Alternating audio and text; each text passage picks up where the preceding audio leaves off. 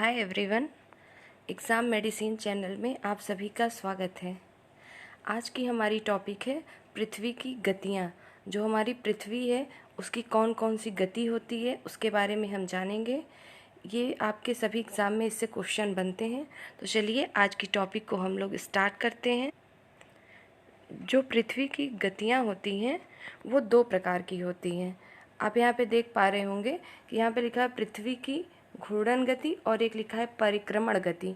देखिए, जो घूर्णन गति और परिक्रमण गति होती क्या है, अगर आप ये देखिए, ये जैसे एक इमेज है, सिर्फ इसको देखिए अलग से। अगर ये सिर्फ अपने ही जगह पे, अपने स्थान पे ही ऐसे ऐसे रोटेट होता रहे एक ही प्लेस पे, तो इसे हम कहते हैं घूर्णन गति।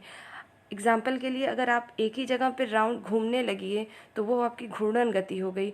और कोई वस्तु बीच में रखिए और उसके चारों तरफ ऐसे सर्कल में राउंड घूमेंगे तो आपकी परिक्रमण गति होगी। तो उसी प्रकार से आपकी पृथ्वी की भी गति होती है, जो होती है घूर्णन गति और परिक्रमण गति होती है। और आप लोग को ये पता होगा कि पृथ्वी जो है सूर्य के चारों ओर चक्कर लगाती है। आप लोगों ने पहले से ही इसको जानते होंगे। तो जो सूर्य के चारों ओर चक्कर लगाती है, तो देखिए जैसे हमारा ये सूर्य है, बीच में पृथ्वी एक ग्रह है, ये भी पता होगा। तो जितने भी देखिए हमारे सौर मंडल में ग्रह हैं, सबकी घूर्णन गतियाँ और जो परिक्रमण गतियाँ होती, सबकी अपनी अलग अलग होती हैं। वो उसकी गति के ऊपर डिपेंड करता है कि उसकी गति कैसी है। तो आज हम बात कर रहे हैं कि पृथ्वी की घूर्णन गति और परिक्रमण गति, और हम ये जानेंगे कि ये जो घूर्णन गति है, परिक्रमण गति है, इसके होने से क्या होता है और क्या नहीं होता है। तो आप देखिए कि ये वृत्ताकार है ना, ये दीर्घ वृत्ताकार है, ये सर्कल जो घूम रहा है, ये सूर्य है। जब पृथ्वी एक ही अक्ष पे घूमती रहती है यहीं पे, तो उसे हम घूर्णन गति कहेंगे। जब ये पृथ्वी जैसे यहाँ से घूमते घूमते फिर यहाँ पे राउंड ऐसे ये पूरा इसका चक्कर लगाती रहेगी, तो ये हमारी क्या हो जाएगी, परिक्रमण गति। जो 24 घंटे में पृथ्वी अपनी एक घूर्णन गति को पूरा करती है। और परिक्रमण जो होता है 365 से ही 1/4 दिन में ये पूरा करती है। इसकी जो परिक्रमण गति है वो ज़्यादा होती है घूर्णन गति की अपेक्षा। घूर्णन गति तो सिर्फ 1 घंटे में पूरी होती है, और जो परिक्रमण वाली गति होती है आपकी कितनी होती है, 365 दिन में होती, 365 दिन लगते हैं और 6 घंटे लगते हैं, 48 मिनट लगती है और 46 सेकंड लगते हैं। मतलब 365 दिन, 6 घंटे 48 मिनट और 46 सेकंड में एक परिक्रमण इसका पूरा होता है। तो ये रही हमारी घूर्णन गति और परिक्रमण गति। इसमें एक चीज़ और देख लीजिए, एग्ज़ाम में पूछा जाता है उपसौर और अपसौर क्या होते हैं। तो ये जैसे सूर्य है हमारा बीच में यहाँ पे, और अगर यहाँ पे हम देखें ये सूर्य है, और अगर ये पृथ्वी यहाँ पर आ गई, ये अगर इसकी यहाँ पे एक और हमने ये सर्कल खींचा, ये ऐसे आप देख रहे हैं इधर की दूरी कम है और इधर की दूरी ज़्यादा है। अगर जब पृथ्वी यहाँ पर है, यहाँ पे सूर्य के जब नज़दीक रहेगी और यहाँ पे अगर हम पृथ्वी को बनाएं तो यहाँ से दूरी ज़्यादा हो जाएगी। तो जब पास होती है तो इसी प्रक्रिया को हम क्या कहते हैं, उपसौर कहते हैं। याद रखिएगा, जब पृथ्वी सूर्य से नज़दीक की तरफ होगी घूमते समय तो ये उपसौर की प्रक्रिया होती है, और जब यहाँ पे दूरी होगी तो इसे अपसौर कहते हैं। तो ये भी एग्ज़ाम में पूछा जाता है, उपसौर और अपसौर क्या होते हैं, तो इसको भी याद रखेंगे। चलिए आगे देखते हैं हम।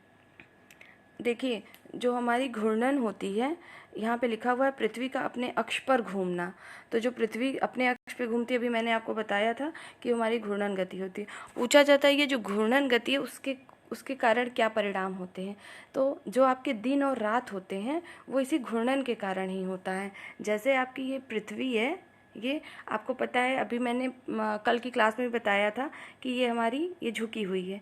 ठीक, ये जो झुकी हुई है 23.5 अंश पे, आपने इसको देखा था। तो ये झुकी है और ये इसी पे घूर्णन करती है, तो इसी अक्ष पे ही घूमती रहती है। और जो परिक्रमण करती है किसी पूरे ऑर्बिट में, मतलब किसी कक्षा में, एक स्थिर कक्षा में वो परिक्रमण करती है और घूर्णन एक अक्ष पर करती है। तो यही हमारी होती है घूर्णन गति। तो पृथ्वी जो है ये झुकी है और ये जो घूर्णन करती है, इसी के कारण दिन और रात होते। अब आप सोचेंगे दिन और रात ऐसे क्यों हो रहा है। देखिए यहाँ पे ये मान लीजिए मैंने ये सूर्य को बना दिया, ये सूर्य है और ये हमारी पृथ्वी है, ये बड़ी सी, ये मैंने पृथ्वी बना दी। ये ऐसे घुमा हुआ है। ये जो मैंने ये लाइन खींची है, ये कोई ये ना समझिएगा कि देशांतर रेखाएं खींची हैं, देशांतर रेखा नहीं है, ये आपको समझाने के लिए कि ये इतने अंश पे झुकी हुई है। तो अब देखिए, जब ये वाला हिस्सा मैंने गोलार्ध के बारे में बताया था ना, वही ये गोलार्ध है, ये आधा इधर आधा इधर। अब ये देखिए, सूर्य तो अपनी जगह पे स्थिर है, घूमेगी तो ये आपकी पृथ्वी ही घूमेगी। तो जब ये घूमेगी, जितना हिस्सा सूर्य के तरफ पड़ता है, ये देखिए इस साइड जितना ये हिस्सा सूर्य की तरफ पड़ेगा वहाँ पे दिन होगा, जो जिस हिस्से पे सूर्य की रोशनी नहीं पहुँच पाएगी वहाँ पे रात होता है। और ये 24 घंटे में पूरी करती है, इसीलिए हम लोग यहाँ पे ऐसे देखिए यहाँ होता है। अब ये घूमते घूमते जब ये वाला हिस्सा इधर आ जाएगा तो सूर्य की तरफ, तब इधर हमारा दिन हो जाएगा। तो इसे जो पूछा जाए कि दिन और रात किसके कारण होते हैं, तो ये पृथ्वी के घूर्णन गति के कारण होते हैं। ठीक है, इतना समझ गए होंगे आप। आगे देखते हैं। देखिए यहाँ पे लिखा हुआ है परिक्रमण। तो परिक्रमण का मतलब मैंने भी बताया था, ये भी बताया था कि ये 365 सही 1/4 दिन में वार्षिक गति करती है। तो ये देखिए, जो परिक्रमण है इसको हम वार्षिक गति कहते हैं, तो जो घूर्णन गति है उसको हम दैनिक गति भी कह सकते हैं। तो वो दैनिक गति है, जो दैनिक गति थी वो 24 आवर की थी। ठीक है, 24 आवर्स की थी। और जो हमारी ये है 365 दिन। अगर एग्जैक्टली कभी एग्ज़ाम में पूछ दे तो 365 दिन 6 घंटे 48 मिनट और 46 सेकंड का समय लगता है इसको एक वार्षिक गति करने में। तो ये देखिए, ये जब मिला के अभी आपको हम आगे बता देते हैं लीप ईयर। लीप ईयर के बारे में भी आपने सुना होगा कि हर 4 साल के बाद जब 366 दिन आते हैं, तो यही जो एक्स्ट्रा ये हो रहे हैं आपके 365 दिन 6 घंटे 48 मिनट और 46 सेकंड, इसी को जब कैलकुलेट करेंगे तो 4 वर्षों में एक आपका पूरा बन जाता है दिन। तो ये मिल के 366 दिन हो जाते हैं। तो वही हमारे लीप वर्ष कहलाते हैं, जब फरवरी माह 28 का ना हो के 29 दिनों का होता है। तो चलिए आगे देखते हैं इसमें क्या चीज़ें हैं। देखिए, सूर्य के सामने वाला भाग में जो है दिन होता है, जबकि दूसरे भाग में जहाँ पे सूर्य की रोशनी नहीं पड़ती है वहाँ पे रात होता है। अभी मैंने आपको इस चीज़ को बताया भी था, ये लिखा हुआ है, आप इसको देख सकते हैं। ये जब सूर्य जिस साइड उसकी रोशनी पड़ेगी उधर का पूरा दिन होगा, और जिधर नहीं होगी उधर रात होगा। तो ये हर ग्रहों के लिए अलग अलग होता है। ऐसा भी होता है, बहुत सारे ग्रह ऐसे हैं कि 6 महीने वहाँ दिन है और 6 महीने रात है। और हमारे यहाँ पे पृथ्वी जो है चूँकि 24 घंटे में ही एक अपना घूर्णन कर लेती, इसीलिए यहाँ पर 24 घंटे हम लोग क्या ज़्यादा 12 घंटे की ऐसे दिन हो जाती है, फिर ये रात होते हैं। तो चलिए आगे इसमें और आगे देखते हैं कि क्या है। देखिए, हमने आपको बताया था पहले भी कि ये जैसे आपकी पृथ्वी है, ये फिगर कटा हुआ है, ये पूरा पृथ्वी है मानिए। ठीक है, ये हाफ भाग इसका दिखाया गया इसलिए ऐसे है। ठीक है, तो देखिए अभी मैंने आपको बताया था कि ये जो हमारी होती है विषुवत रेखा होती है, ये कर्क रेखा होती है। मैंने बताया था ये कर्क है, आपका कर्क रेखा है, और ये विषुवत रेखा होती है ये। ठीक है, ये कर्क रेखा हो गई, ये विषुवत रेखा हो गई, और नीचे वाली जो हमारी होती है मकर रेखा होती है। ये हमारी कौन सी है? मकर रेखा है। तो ये एग्जाम में डायरेक्टली क्वेश्चन पूछा था। देखिए, जो 21 मार्च एवं 23 सितंबर को सूर्य की किरणें विषुवत वृत्त पर पड़ती हैं। तो जब 21 मार्च और 23 सितंबर को विषुवत रेखा या भूमध्य रेखा, मैंने इससे बताया था बीच वाले को, तो इस पे सूर्य की किरणें क्या होती हैं? डायरेक्टली पड़ती हैं। पूछा जाता है कि किस तारीख को सूर्य की किरणें विषुवत रेखा पर सीधी पड़ती हैं। तो आपको याद रखना है कि 21 मार्च और 23 सितंबर। इसी तरह से कर्क रेखा की स्थिति होती है और मकर रेखा की स्थिति होती है, जिसको अभी हम आगे देखते हैं कि इस पे पढ़ने पे क्या होता है। देखिए, यहाँ पे आपको कर्क रेखा की स्थिति दिखाई गई है। देखिए यहाँ लिखा हुआ है ना, 21 जून को उत्तरी गोलार्ध सूर्य की तरफ झुका होता है। सूर्य की किरणें कर्क रेखा पर सीधी पड़ती हैं। इसके परिणाम स्वरूप इस क्षेत्र में ऊष्मा अधिक प्राप्त होती है। तो अभी हमने आपको बताया ये वाली कर्क रेखा हुई है आपकी। ठीक, अभी इसके पहले आपने पढ़ा था विषुवत रेखा के बारे में।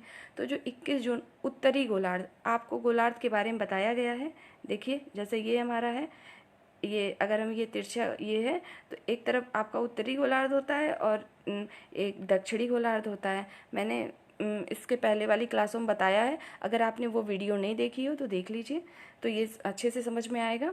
तो अब दिया हुआ है कि उत्तरी गोलार्ध जिस साइड का झुकाव होगा, चूँकि उत्तरी गोलार्ध का झुकाव है तो उस पर किरणें ज़्यादा सूर्य की पड़ेंगी, इसी वजह से ये कर्क रेखा पर सीधी पड़ती हैं, जो कि वो उत्तरी गोलार्ध में झुका हुआ है।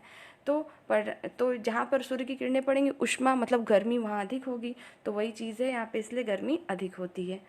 आगे हम देखते हैं मकर रेखा की स्थिति। देखिए यहाँ पे मकर रेखा की स्थिति दिखाई गई है कि ये 22 दिसंबर को दक्षिणी ध्रुव की तरफ जो होता है सूर्य झुका होता है, तो इसी के कारण मकर रेखा पर सूर्य की किरणें सीधी पड़ती हैं। याद रखिएगा, पूछा जाता है एग्जाम में कि विषुवत रेखा पे कब पड़ेंगी, कर्क पे कब पड़ेंगी और मकर पे। ये आपको पता है कि ये मकर रेखा है आपकी, ये वाली, इस पे। तो अब आप देखेंगे कि ये सूर्य की किरणें जो हैं यहाँ पे मकर रेखा पे डायरेक्ट जब पड़ेंगी, कब पड़ेंगी, दिसंबर में। क्यों? क्योंकि दक्षिणी गोलार्ध ये हमारा है ऊपर, मैंने बताया था, ये हमारा उत्तरी गोलार्ध हो जाता है, ठीक है, और ये हमारा ये नॉर्थ हो जाता है, और इधर हम देखेंगे तो ये हमारा साउथ वाला हो जाता है नीचे। तो जब ये दक्षिणी गोलार्ध में झुका होगा पृथ्वी, और सूर्य की किरणें वहाँ पर सीधी चमकेंगी, तो हमारा वो हो जाएगा मकर रेखा की स्थिति। तो ये रही आपकी कर्क रेखा, मकर रेखा और विषुवत रेखा की स्थिति। और आपको अभी मैंने बता ही दिया है कि जो दिन और रात होते हैं वो पृथ्वी के घूर्णन के कारण होते हैं। पृथ्वी के जो झुकाव होता है, ये जैसे ये आपका जो झुका हुआ पार्ट होता है, ये झुके होने के कारण, ये जो तिरछापन है, इसके कारण ऋतुओं का परिवर्तन होता है। पूछा जाता है एग्जाम में कि ऋतुओं का परिवर्तन किसके कारण होगा, तो इनके कारण होता है, ठीक है। चलिए आगे देखते हैं इसमें। देखिए आपको भी मैंने लीप ईयर्स के बारे में बताया है, वही चीज़ है इसमें कि प्रत्येक चौथे वर्ष में फरवरी 28 के बदले 29 का हो जाता है। ऐसे वर्ष जिसमें 366 दिन होते हैं उसे लीपी वर्ष कहते हैं। 366 कैसे होता है मैंने बताया ही आपको कि जो वो परिक्रमण करता है पृथ्वी सूर्य का, तो आपका 365 दिन में नहीं और एक्स्ट्रा समय लगता है। वो एक्स्ट्रा क्या है, तो 365 दिन होते हैं, 6 घंटे 48 मिनट और 46 सेकेंड। तो वो जो एक्स्ट्रा हो रहे हैं वो 4 साल में जब काउंट होके आपका एक पूरा दिन बना लेते हैं, इसलिए दिनों की संख्या 365 से 366 हो जाती है। तो आपकी यही जो होती है वो लीप वर्ष हो जाती है। तो हमेशा फरवरी 28 की होती है, लेकिन चौथे वर्ष जब ये होगा तो आपका 29 डे की हो जाती है फरवरी माह। तो ये हो गया। आगे देखते, देखिए इस फिगर से आप अच्छे से समझ सकते हैं। ये देखिए हमारी पृथ्वी है, इधर दिखाया गया है डे, इधर दिखाई गई है नाइट, ये एक्सिस दिखाया गया है। ये आप एक्सिस में बता रही हूँ कि ये आपका देशांतर रेखाएं नहीं है, इसे देशांतर ना समझेंगे। और एक चीज़ और, पृथ्वी जो घूर्णन करती है ये भी पूछा, उसकी दिशा किधर से किधर को करती है। देखिए एरो ऐसे बना हुआ है, तो इसे समझिए, इधर क्या होगा आपका पश्चिम होगा, ये पूर्व होगा, पश्चिम से पूर्व की ओर, पश्चिम से पूर्व की ओर घूर्णन करती है ये। और यहाँ पे डे क्यों है, क्योंकि यहाँ पे सूर्य है। मान लीजिए ये मैंने सूर्य को बना दिया ऐसे, ठीक। ये सूर्य की किरणें इतने भाग पे पड़ रही हैं, आधे पे। चूँकि पृथ्वी ये गोलाकार है ना, ये मानी जाती है, तो गोल होने के कारण इधर ही इसकी रोशनी पड़ पा रही है, इधर नहीं पहुंचेगी। तो जिधर पड़ रही है उधर डे, और जिधर नहीं हो रही है उधर नाइट। और ये क्यों हो रहा है पता ही हो गया है आपको कि ये चूँकि घूर्णन कर रही है एक ही एक्सिस पे, इस वजह से होता है। और ये झुके होने के कारण ऋतुओं का परिवर्तन होता है, ठीक। और अगर ये पूछे कोई कि जो दिन और रात की लंबाइयाँ अलग अलग क्यों होती हैं, आप कभी सुनते हैं कि दिन बड़े हो गए, दिन छोटे हो गए, तो ये हमारा क्या होता है, ये भी हमारी घूर्णन के कारण होती हैं, ठीक है। और जो ऋतुओं का ये घूर्णन के कारण होती हैं, और जो परिक्रमण के कारण होती हैं वो ऋतुओं का परिवर्तन। परिक्रमण और घूर्णन समझिएगा, ये जो परिक्रमण ऐसे है, परिक्रमण ऐसे जो घूमते रहती है चारों तरफ, वो पृथ्वी सूर्य के चारों तरफ जब घूमेगी तो परिक्रमण के कारण याद रखेंगे कि ऋतुओं का परिवर्तन, दिन और रात का छोटा बड़ा होना घूर्णन के कारण होता है। और जो दिन और रात होते हैं वो भी घूर्णन के कारण होते हैं। तो ये रही आपकी बेसिक जानकारी कि दिन रात क्यों होते हैं और पृथ्वी का घूर्णन क्या है। तो इस क्लास में इतना ही। नेक्स्ट टॉपिक के साथ हम फिर से उपस्थित होंगे। तब तक के लिए बाय, टेक केयर।